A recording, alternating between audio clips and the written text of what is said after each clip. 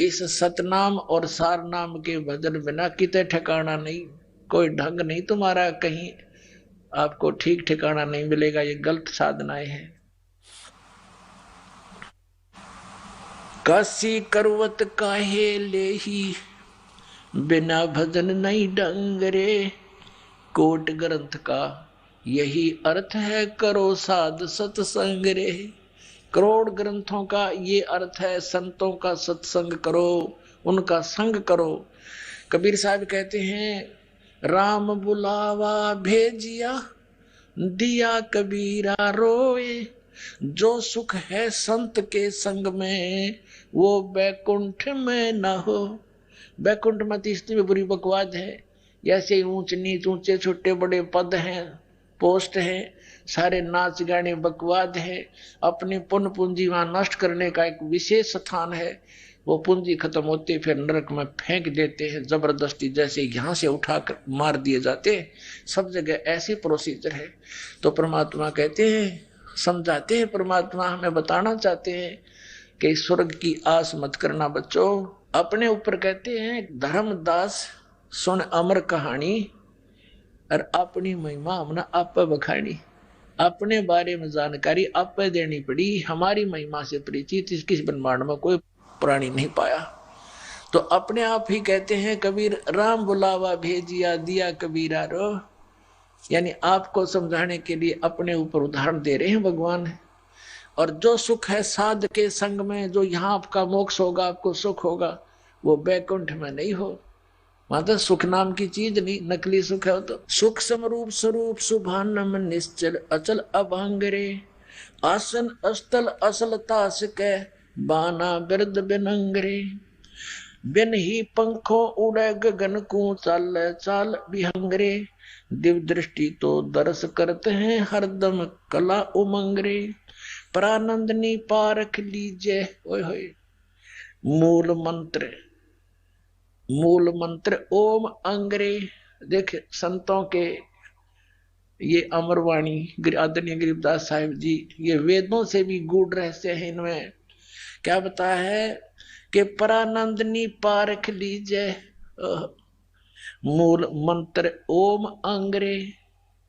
गायत्री गलता न ध्यान है, सोहम सुरत सुहंगरे। अब कहते हैं उस मूल मंत्र का, जो 2 अक्षर के मंत्र हैं, ओम उसका एक पार्ट है, हिस्सा है, अंग है।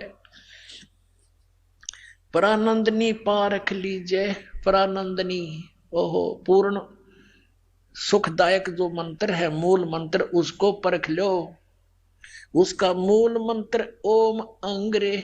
मूल मंत्र का ओम, उस सतनाम का ओम एक अंग है, पार्ट है। और फिर क्या बताया है, गायत्री गलतान ध्यान से। गायत्री माने उसका हृदय से गायन कर, उसका जाप कर। और सोहम सुरत सुहंगरे, अपना आत्मा देखो। ये दोनों बता दिए मंत्र सतनाम के 2 अक्षर के। ओम तो उसका एक पार्ट है, और दूसरा सोहम सुरत सुहंग रे। सुहंग माने हे जीव। तो इन दोनों मंत्रों का सुरती के साथ, यानी ध्यान से सही सुरत लाकर, सुरत और नृत मन पवन इन चारों से मंत्र जाप किया जाता है सतनाम का, तब इसका लाभ होता है। वैसे सांस चलते रहे, मन कहीं घूमता रहे, उससे आपको लाभ नहीं होगा। श्वास बाहर क्या छोड़ रहे हैं, कौन सा मंत्र, उस पर ध्यान रहे, सुरत रहे। अंदर कौन सा ले रहे, उस पर भी ध्यान रहे। तो ये मंत्र आपका एक श्वास उश्वास का सतनाम का मंत्र सफल हो गया। और इसकी कीमत बहुत गणी है। क्या बताते हैं, ओम सोहम पालड रंग होरी हो। 14 लोक चढ़ाव राम रंग होरी हो। 3 लोक पासंग दर रंग होरी हो। तो ना तुल तुलाया राम रंग होरी हो। आदरणीय गरीबदास साहिब जी परमात्मा कबीर जी से प्राप्त ज्ञान को कैसे बता रहे हैं कि ये एक ऐसे जाप किया हुआ सुरत नृत मन पवन से। सुरत नृत मन पवन, पवन माने वायु, प्राण, सांस, और सुरत ध्यान रखकर मन इन सबको लगा के रखे एक सुमरण करने का। ऐसे किया हुआ एक सिमरण की कीमत कितनी होती है सतनाम के जाप की, कि एक तराजू के एक पलड़े में एक मंत्र की कीमत रख दे। ऐसे सिमरण किए हुए पूरे संत से लेकर नकलियों से लिए हुए का कोई लाभ नहीं। और इस विश्व में कोई भी इस दास के अतिरिक्त इस मंत्र का अधिकारी नहीं है देने का। इससे सिद्ध है कि सब नकली होंगे। अगर इसको कोई दे रहा होगा मुझ दास से प्राप्त करके, क्योंकि 18 वर्ष से दास प्रदान कर रहा है, हो सकता है कोई नकली नीच और दुश्मन जनता का हो गया हो तैयार कहीं, तो उसको आपने समझना है, उसे दूर रहना है, औरों को भी समझाना। अपने भाई बहन वहां फंस गए होते हैं। तो एक कीमत इस प्रकार प्राप्त की हुई कीमत एक पलड़े में रख दे और दूसरे में ये 14 लोक चढ़ा दे। ओहो, शिव जी का लोक, विष्णु का लोक, ब्रह्मा का लोक, दुर्गा का लोक, ब्रह्म लोक, और ऊपर जितने भी ये नकली नीचे के अताल पताल ये सारे दर दे। अतल उतल कहते हैं 14 लोक चढ़ावे राम रंगोरी। और 3 लोक, ये पृथ्वी लोक, स्वर्ग लोक और पाताल लोक, ये भिन्न है। इन तब पासंग रखते, इनकी तो कीमत कौन, उसकी गणना नहीं। और तो ना तुले तुलाया राम रंग होरी हो। होरी माने खुशी, कि ये खुशी जिनके पास ये मंत्र है वो खुशी मनावे इस जीवन की, कि सफल कर लिया आपने इस मंत्र नाम अपने जीवन को।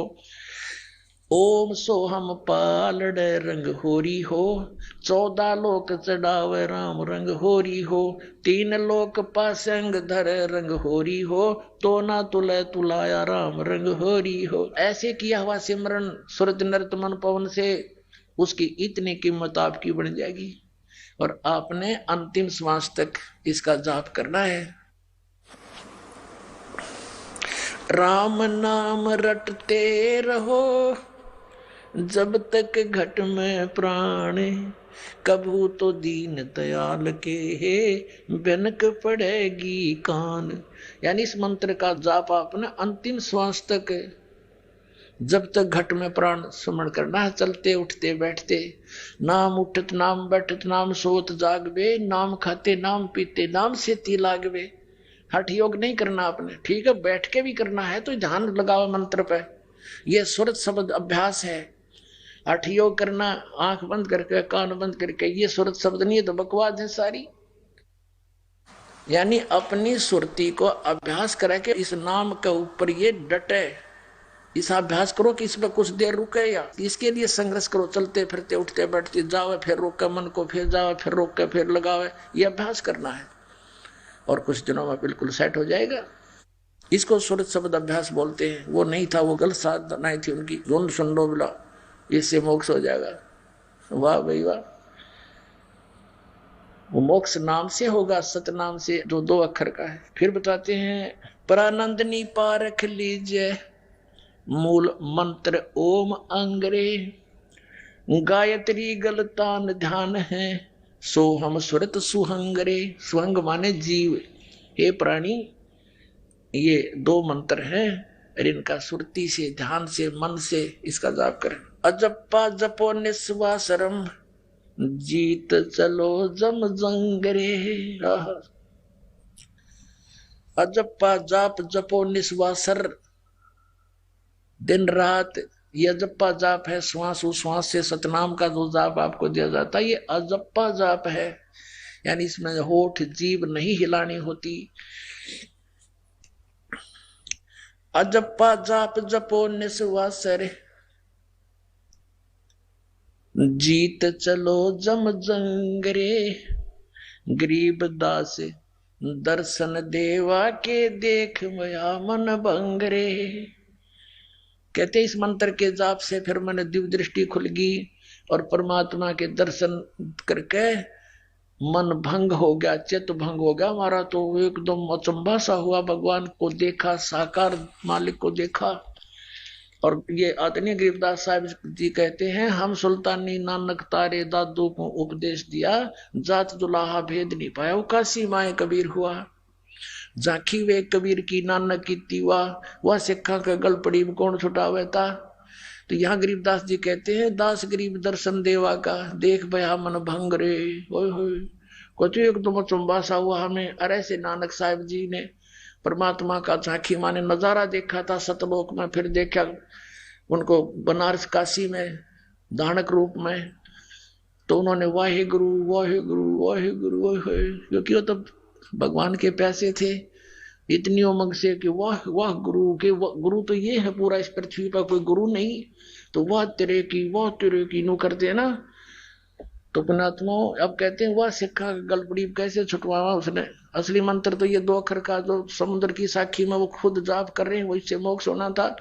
और यही गरीबदास जी बता रहे हैं कि उस सतनाम के मंत्र का ओम तो एक अंग है, एक पार्ट है, और कंप्लीट वो बता दिया, वो सतनाम है 2 अक्षर का, इससे मोक्ष होगा, अन्य किसी साधन मंत्र से नहीं। बोलो सतगुरुदेव। परम पिता परमात्मा पूर्ण ब्रह्म सारी सृष्टि के रचनहार कबीर देव जी, कबीर साहब, अल्लाहू अकबर, ये हम सब के जनक हैं, सब के पिता हैं, ये सर्व सुखदाई भगवान है।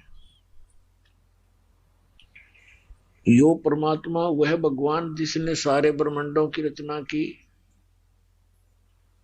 जो अमर अविनाशी है, वही परमात्मा पवित्र भारतवर्ष की इस पावन धरती पर काशी शहर के अंदर 120 वर्ष रहे, एक जुलाहे की भूमिका किया करते थे। तो वो कबीर जुलाहा नाम से प्रसिद्ध, दानक नाम से प्रसिद्ध वो परमात्मा सारी सृष्टि के रचनहार है। जो भगवान के गुण, परमात्मा के गुण वेद बताता है, वही लीलाएं परमेश्वर ने अपने विधान अनुसार प्रत्येक युग में की है। क्या की है? गोता मारूं स्वर्ग में, जा बैठूं पाताल, कह कबीर ढूंढता फिरूं अपने हीरे मोती लाल। कबीर परमात्मा जी बता रहे हैं अपनी महिमा कि मैं अपने हीरे मोती लालों को इस संसार रूपी सागर में गोते लगा लगा कर ढूंढ रहा हूं, खोज रहा हूं। कलयुग के अंदर उस परमेश्वर ने कौन कौन से हीरे मोती लाल इकट्ठे किए थे? आदरणीय धर्मदास साहिब जी, आदरणीय मलुकदास साहिब जी, आदरणीय दादू साहिब जी, आदरणीय नानक साहिब जी, आदरणीय गरीबदास साहिब जी, गांव छुड़ानी, जिला झज्जर, हरियाणा वाले। क्योंकि गरीबदास कई हुए हैं जो संत कहलाए हैं, लेकिन वो इनकम्प्लीट थे, वो काल के ही जाल में थे, तो इसलिए इनका पूरा एड्रेस बताना पड़ता है। आदरणीय गरीबदास साहिब जी, गांव छुड़ानी, जिला झज्जर, हरियाणा वाले। आदरणीय गीसा दास साहिब जी, गांव खेखड़ा, जिला मेरठ, उत्तर प्रदेश वाले। ये अपने हीरे लाल परमात्मा ने खोजे, स्वयं ही जाके उनसे मिले। कितने दयालु हैं हमारे भगवान। वो हमारे पिता हैं और अपने बच्चों के लिए माता पिता ही कष्ट उठाया करते हैं।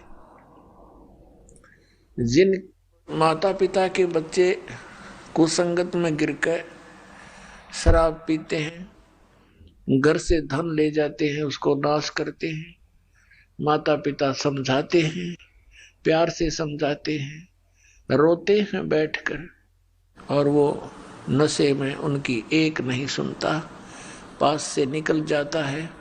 माता पिता देखते रह जाते हैं, कई बार गालियां भी देने लग जाता है शराब के नशे में। तो पुण्यात्मा, हमने इस काल के इस झूठे सुख की भांग पी रखी है, और इस नशे में हम अपने पिता को पहचान नहीं पाते और हम उनके साथ बदतमीजी भी करते रहे। पुण्यात्माओं, जब आपको ये दास की कहानी जो परमात्मा ने अमर कथा अपनी आप बता रखी है, ये सत्संग आपके हृदय में उतर जाएगा, आपको ये सब बातें सच्ची लगेंगी क्योंकि ये सच्ची हैं। आपकी आंखों में आंसू आया करेंगे जब कभी एकांत में परमात्मा की लीला से आप मनन किया करोगे। वो परमात्मा अनंत कोट ब्रह्मांड का मालिक हमारे लिए भटक रहा है, हम उसको पहचान नहीं पाते क्योंकि इस काल भगवान ने, ज्योति निरंजन ने हमारे ऊपर एक विशेष प्रभाव डाल रखा है 3 गुणों का, और उसके बाद हमारे अंदर अज्ञान भरवा दिया, परमात्मा निराकार सिद्ध करवा दिया। उसके ढोल के डंके पर किसी से सुन लो, हिंदू मुसलमान सिख ईसाई, परमात्मा तो निरंकार है, वो तो निराकार है, दिखाई नहीं देता। जबकि सबके सदग्रंथों में परमात्मा नर आकार है, मनुष्य दृश्य है और सह शरीर है, ऊपर सतलोक में रहता है, वहां से गति करके नीचे आता है। आपको थोड़ा सा ज्ञान सुनाते हैं कि वो परमात्मा कैसी लीला करता है, कहाँ प्रमाण है। आपको दिखाते हैं ऋग्वेद के अंदर कि वो परमात्मा कैसी लीला करता है, फिर आपको आसानी से समझ में आएगा। देखिएगा, ऋग्वेद मंडल नंबर 9-10 ये इकट्ठे ही अनुवाद किए हैं। ये कहाँ से प्रकाशित है? प्रकाशक है सर्वदेशी कार्य प्रतिनिधि सभा, महर्षि दान भवन, रामलीला मैदान, नई दिल्ली से। मुद्रक Prince offset printers 1510 Pataudi house, Daryaganj, नई दिल्ली से यहां से छपी है। अब देखिएगा, ऋग्वेद मंडल नंबर 9 सूक्त नंबर 86 का मंत्र नंबर 26 में क्या कहा है? यज्ञ करने वाले यजमानों के लिए परमात्मा, यज्ञ करने वाले मतलब जो धार्मिक अनुष्ठान करते हैं, भक्त, भक्ति करने वाले भक्तों, यजमान माने भक्तों के लिए परमात्मा सब रास्तों को सुगम करता हुआ उनके विघ्नों को मर्दन करता है, उनके संकटों का नाश करता है, उनको पवित्र करता हुआ और अपने रूप को सरल करता हुआ वह कांति में परमात्मा। ये कबीर, इसको कबीर, ये देखो यहां लिखा है कबीर, हम बोले कबीर, हम वह बोले वह को, इसका इन्होंने संधि छेद करके यो बना दिया कवि, कबीर। जैसे पुनः कहो चाहे पुनर्जन्म कहो, पुनः जन्म, तो ये कबीर कहो, इसको र लगा के नीचे हलंत लगा दें तो कबीर भी बोल सकते हैं। तो इसका अर्थ इन्होंने सर्वज्ञ कर दिया था, यहां लिखना चाहिए था कबीर देव। अब देखो, एक यजुर्वेद के अंदर इस महर्षि दानंद ने ही यजु का अर्थ यजुर्वेद किया है, वो सही किया है। देखिएगा, ये यजुर्वेद है, महर्षि दानंद सरस्वती द्वारा इसका अनुवाद है। प्रकाशक है सर्वदेशी कार्य प्रतिनिधि सभा 2/5, महर्षि दानंद भवन, रामलीला मैदान, नई दिल्ली। ये दुर्भाष, ये महर्षि दानंद सरस्वती द्वारा इसका अनुवाद है। मुद्रक Prince offset printers 1510 Pataudi house, Daryaganj, नई दिल्ली से। अब देखिएगा, यजुर्वेद के 36वें अध्याय के 37वां अध्याय यानी 36वां अध्याय है। इसके प्रथम मंत्र में रेचम वाचम परपदे मनो यजु परपदे। अब ये यजु शब्द है और यहां देखिएगा, इसका अनुवाद करते हुए महर्षि दानंद ने यजु का अर्थ यजुर्वेद कर दिया। बिल्कुल सही है। यदि इसके स्थान पर यहां अर्थ कर देता यजु माने पूजा करने की स्तुति, तो ये महिमा यजुर्वेद की है। यजु के और भी बहुत से अर्थ होते हैं, तो यजुर्वेद ना लिख कर यदि यहां पर वो अन्य अर्थ कर देता तो कैसे समझ दे कि यजुर्वेद के बारे में कहा गया है। तो यजु, जैसे यजु को यजुर्वेद लिख दिया, और जैसे यहां देखिए इसकी जिल्द पर भी यजुर्वेद लिखा है। ये पुस्तक यजुर्वेद है, और जहां पर ये ओनली यजु लिखा है तो भी ये यजुर्वेद ही जाना जाता है, यजुर्वेद की महिमा है। ठीक है, अब हम लेते हैं उसी ऋग्वेद को, यजुर्वेद रख दिया। अब इस पर हम फिर आ जाते हैं ऋग्वेद मंडल नंबर 9 सुक्त 86 मंत्र 26 पे। यज्ञ करने वाले यजमानों के लिए, भक्तों के लिए परमात्मा सब रास्तों को सुगम करता हुआ उनके विघ्नों को यानी संकटों को मर्दन करता है, नाश करता है, उनको पवित्र करता हुआ और अपने रूप को सरल करता हुआ आर्य समाज के लोग और साथ में दयानंद परमात्मा को निराकार बताता है और वेदों को सही मानता है। वेद बता रहे हो तो साकार है, अपने रूप को सरल करता है, क्योंकि सतलोक के अंदर तीसरे मुक्ति धाम में जहां परमात्मा रहता है वहां उनका शरीर मनुष्य सदृश है। एक रोमकूप में करोड़ सूर्य मिला दे, करोड़ चंद्रमा, तो परमात्मा के उस रोमकूप के रोशनी से भी फीकी पड़े, इतना तेजो में शरीर है। और वो परमात्मा एज इट इज न्यू का न्यू आ जाए यहाँ पर तो हमारी आंखें बंद हो जा, जैसे उल्लू को सूर्य नहीं दिखता, वो देख ही नहीं सकता। तो इसलिए यहां आकर अपनी लीला करने के लिए, हमें यथार्थ ज्ञान देने के लिए, अच्छी आत्माओं को मिलने के लिए अपने रूप को हल्का तेज पुंज का बनाकर आता है। तेज पुंज अन्य दे धरकर इस विध हमको भेंट ही। तो यहां देखिएगा, अपने रूप को सरल करता हुआ वह कांति में परमात्मा, यो कबीर देव लिखना था यहाँ पर, कबीर देव, हम उसको कबीर साहब बोल रहे हैं। देव माने परमेश्वर भगवान, वो कबीर भगवान, कबीर देव लिखना था, कबीर देव लिख देते न, शर्मावती था, कबीर देव लिख देते। विद्युत के समान क्रीड़ा करता हुआ वर्णीय पुरुष को प्राप्त होता है, अच्छी आत्मा को मिलता है। देखिएगा अब 27 में बताया कि परमात्मा रहता कहाँ है। जो परमात्मा तेज पुंज, परमात्मा तेज पुंज का परमात्मा है, जो परमात्मा ध्युलोक के तीसरे पृष्ठ पर विराजमान है, ओहो सतलोक में बैठा है, वहां रहता है वो। अब देखो ऋग्वेद मंडल नंबर 9 और सूक्त 82 में, ऋग्वेद मंडल नंबर 9 और सूक्त 82 का यह मंत्र नंबर 1 है। जो सर्वोत्पादक प्रभु, सबकी उत्पत्ति करने वाला परमेश्वर, प्रकाश रूप है, तेजो में शरीर युक्त है, सद्गुणों की वृष्टि करने वाला, पापों का नाश करने वाला, पाप हरण करने वाला है। वह राजेव, राजा के समान, राजेव, ये देखना, ये हम पढ़ रहे हैं 269 पे, ना ये नकली फेरने होंगे और कोई सा प्रश्न दिखाई दिया होगा। ये 270 देखो, राजा के समान दर्शनीय है, वो देखने जोगा राजा जैसा, यानी मनुष्य दृश्य है वो भगवान। और वह पृथ्वी आदि लोक लोकांतरों के चारों ओर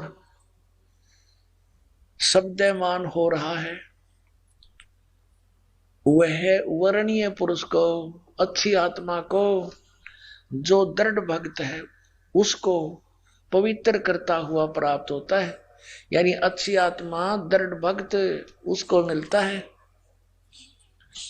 जिस प्रकार विद्युत स्नेह वाले स्थानों को आधार बनाकर प्राप्त होता है।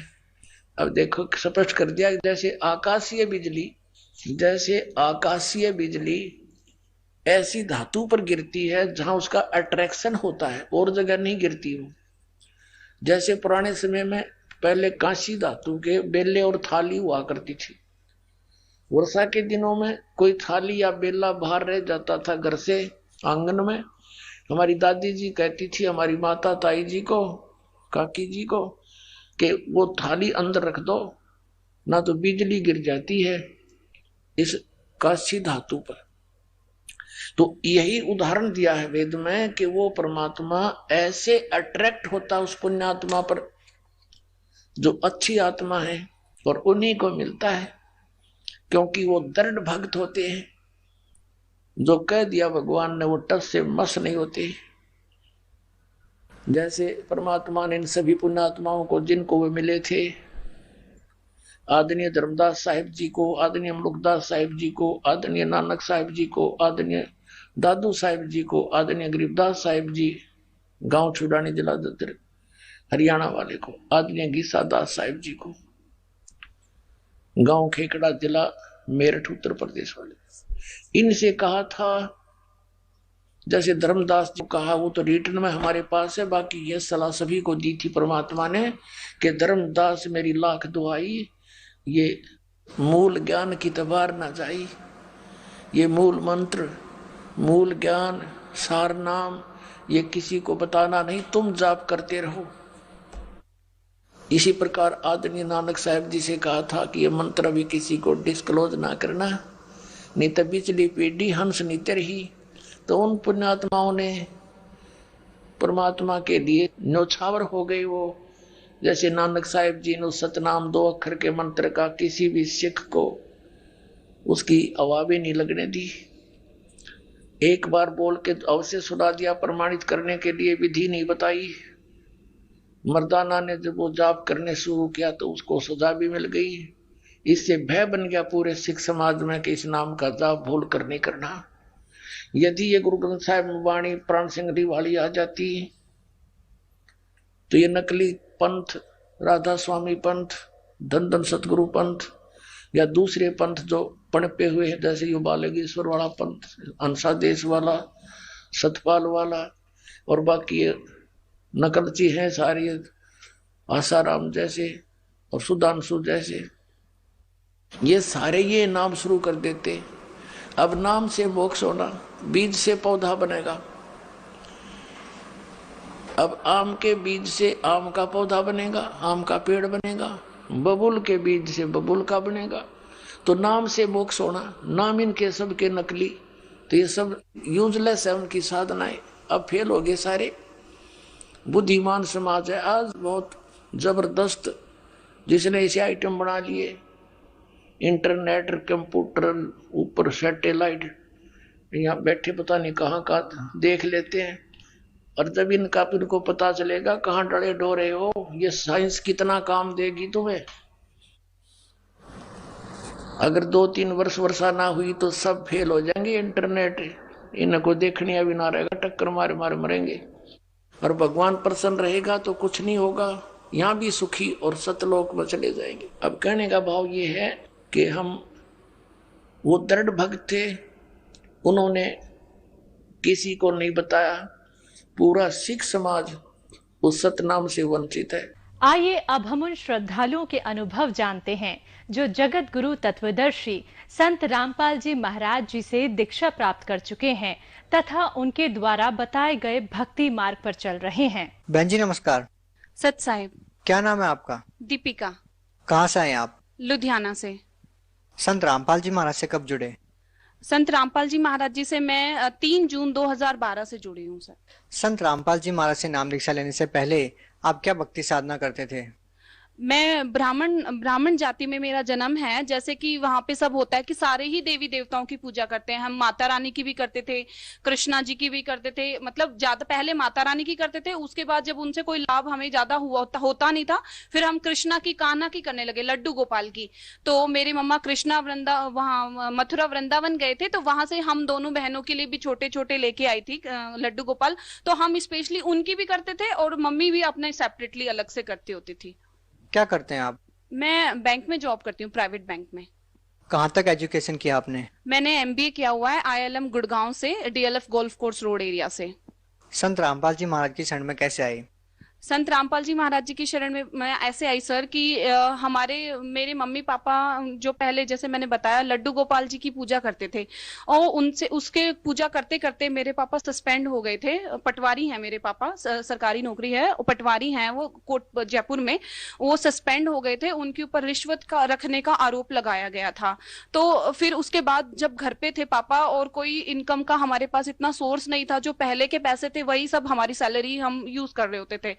उसके बाद जब एक बार पापा ने सोचा कि बेसमेंट में जो रद्दी पड़ी है चलो इसको निकाल देते हैं, सेल आउट कर देते हैं, तो ज्ञान गंगा पुस्तक निकली। वो हमारे रेंट पे ऊपर रहते थे किराएदार, उन्होंने मम्मी को उस टाइम दी थी जब वो बहुत ज्यादा लड्डू गोपाल की भक्ति करती थी कि आप आंटी क्या ये सारे दिन लड्डू गोपाल को लिए फिरती हो, इनकी घंटियां बजाती हो, माखन मिश्री का भोग, खाना खिलाना, ब्रेकफास्ट लंच डिनर सब कराती थी उनको, यहाँ तक कि उनको प्रॉपर सुलाना, उनकी सेवा करना, ऐसे बच्चे की तरह उनके लाड़ दुलार, निल्हाना, घंटा उनको निल्हाने में चढ़ना, उनका चरणामृत सबको वितरित करना, पंचामृत से उनको निल्हाना। तो फिर भी पापा के साथ ये हो गया था। तो ज्ञान गंगा पापा ने सोचा पढ़ के देखते हैं इस पुस्तक में क्या है। फिर जब पढ़ा तो परमात्मा की दया से ज्ञान योग खुल गया और सारी ही बातें समझ में आने लगी। जो ज्ञान लिखा था कि गीता जी में क्या लिखा हुआ है कि पूरे संत की क्या पहचान है, जो उल्टे लटके हुए संसार रूपी वृक्ष के सब भागों को विस्तार पूर्वक बता देता है, वो तत्वदर्शी संत होता है। तो ये सारी चीजें जब पापा ने पढ़ी, उन भक्तों के अनुभव पढ़े जिनको पर्सनली परमात्मा ने आध्यात्मिक सुख भी दिया, उनको आर्थिक लाभ भी दिए, उनको शारीरिक कष्ट थे, किसी को कैंसर था, किसी को पैरालिसिस था, जिसका कोई इलाज नहीं था, वो भी उनको परमात्मा की भक्ति से मंत्र जाप से ठीक हो गए मात्र। तो पापा ने सोचा कि हम भी चल के देखते हैं, क्योंकि ऐसे सुना है कि गुरु बिना गुजारा नहीं, तो एक बार गुरु भी हमने बनाया नहीं आज तक, तो गुरु बना के देखते हैं। हमने गुरु इसलिए पापा ने हम वहां गए, पापा मम्मी वहां पे गए, आश्रम में गए, 3-4 दिन रुके, ज्ञान सुना, ज्ञान सुन के उन्होंने नामदान ले लिया। बहन जी, संत रामपाल जी महाराज की शरण में आने के बाद आपको क्या लाभ मिले? संत रामपाल जी महाराज जी की शरण में आने के बाद प्रथम लाभ तो मेरे को ये हुआ कि मुझे आध्यात्मिक ज्ञान पता चला कि कौन परमात्मा है जिसकी हमें भक्ति करनी चाहिए, हमें कौन सा मंत्र है जिसे जाप करने से परमात्मा के लाभ प्राप्त होंगे। कोई भी लाभ हो जिंदगी का, इस दुनिया का, इस संसार का, वो सारे लाभ हमें मात्र परमात्मा की भक्ति से ही मिलते हैं।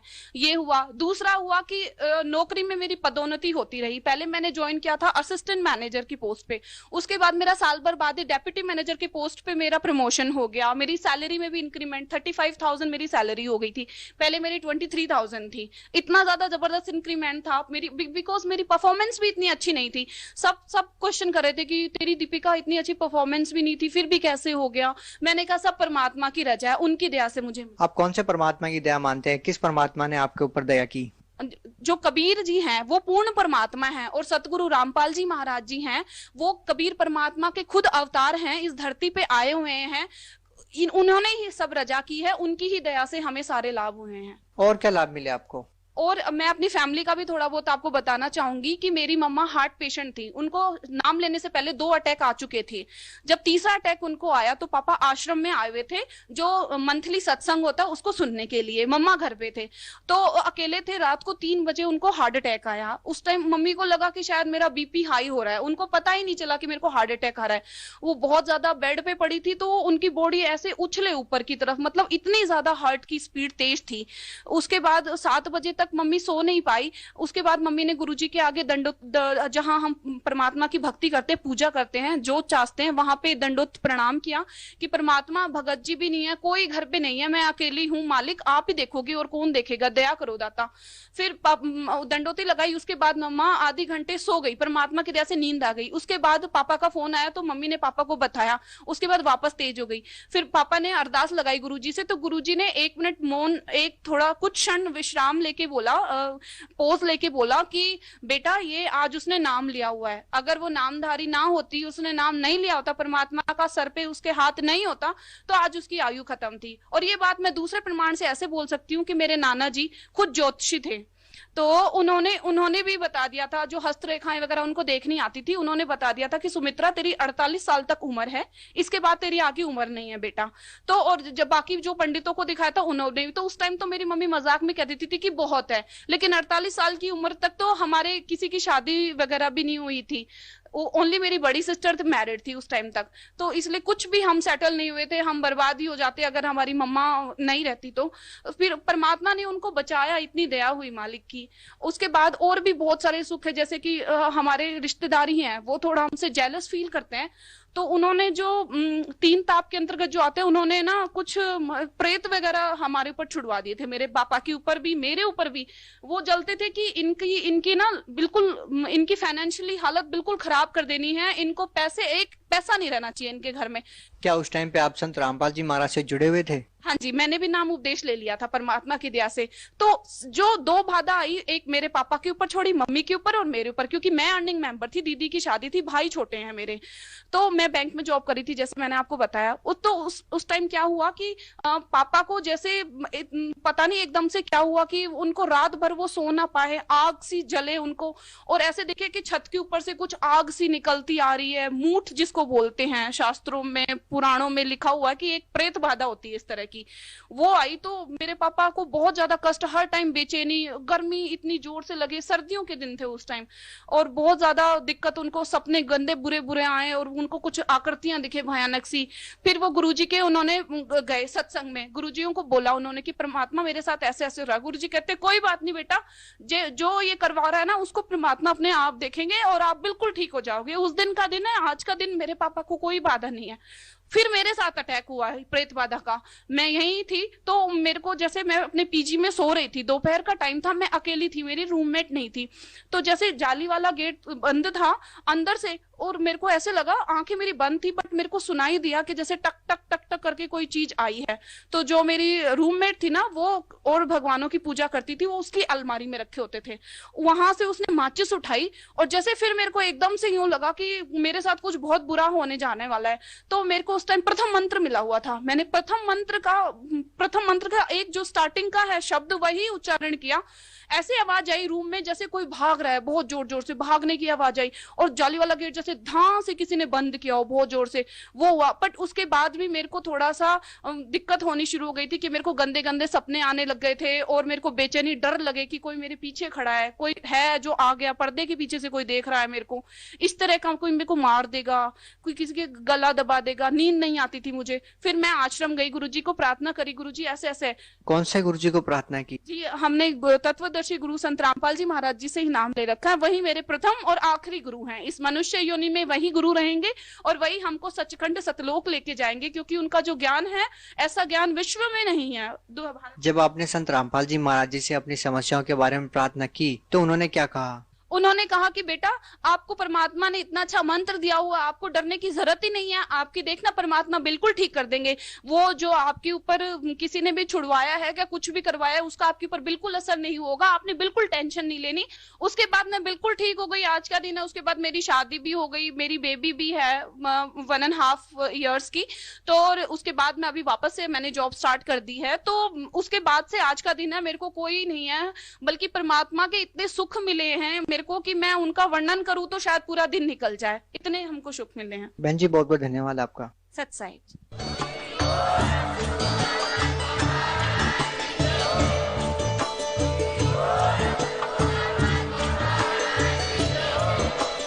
आप सुन रहे थे जगत गुरु तत्वदर्शी संत रामपाल जी